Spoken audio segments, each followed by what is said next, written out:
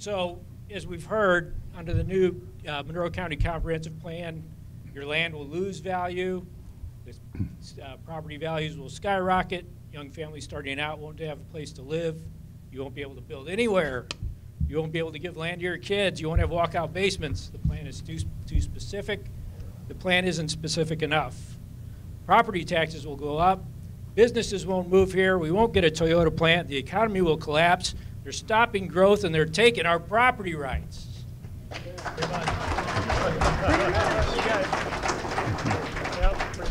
I can understand why people are upset. Let's start at the top. Property rights. So imagine your land is completely enclosed in a glass bubble, even underneath so your sludge doesn't escape. You get the sunshine, you can collect the rain that falls, but only once, all the air above your property up to 5 miles high. You'll need some trees to keep that air clean and about an acre and a half of healthy forest per person.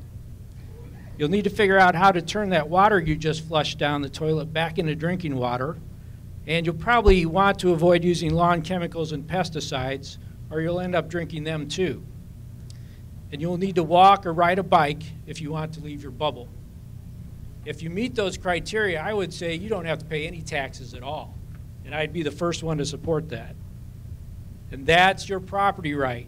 Everything else is either subsidized by all taxpayers or in the case of the environment, just degrades and slowly gets used up. Everything is subsidized, especially for people who live in rural areas. Your food, your fuel, your water, your waste disposal, your phone, your internet service, your grown-up toys, and your kid toys. The new comprehensive plan seeks to focus residential, commercial development, and employment opportunities where the infrastructure exists to serve them. Now, infrastructure is roads, water and sewer, police and fire protection, schools, employment centers. The plan seeks to preserve rural character, agricultural and forest lands, environmentally sensitive areas that are in danger of being permanently destroyed, and to protect and improve our water resources. There is no money to expand infrastructure or services to more rural areas to support increased residential growth. In Indiana, the property taxes you pay are averaged in with everyone else's property taxes to give local government a set amount of money every year. That means if there are more taxpayers and a higher assessed property, your taxes go down. Local governments get a slight levy increase every year. Last year it was about 3%, which would have been about enough to give county employees a cost of living raise.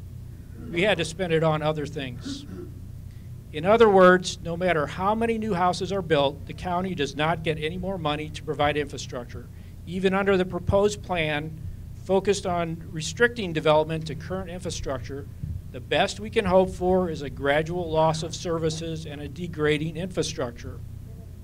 Monroe County, the 12th largest county in the state, has the 70th lowest tax rate in the state.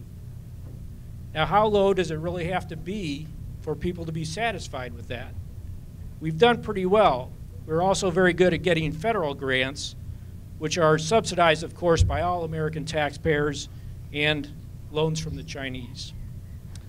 Now, just for comparison, look at Greene County, more than twice the tax rate of Monroe County. Owen County is 150% higher tax rate, and you know that both of them have fewer services. As far as land values, they will probably continue to go up.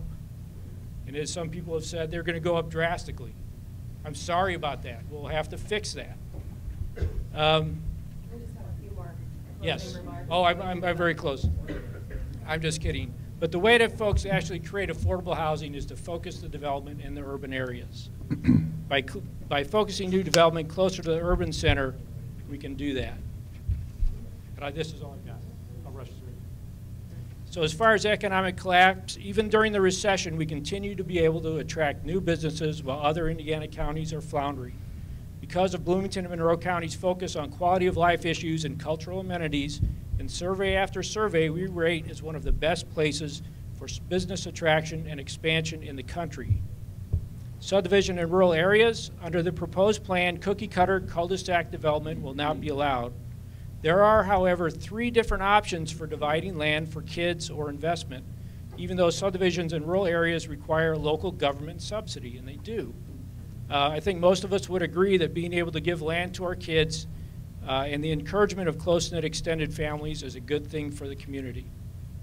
Stop growth. There's nothing in this plan that would stop growth. It just tries to concentrate. Wait. It just tries to concentrate. It tries to concentrate new growth near our existing urban centers rather than allowing it to sprawl out. Wait a minute. All right, Mark. The you finish up. population.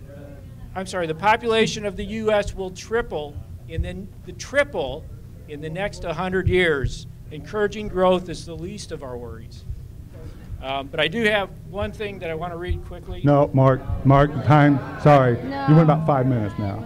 All right, thank you. Since we've agreed to end at 8 p.m., I think Mark has some additional information to share after the meeting if you'd like to grab him after the meeting.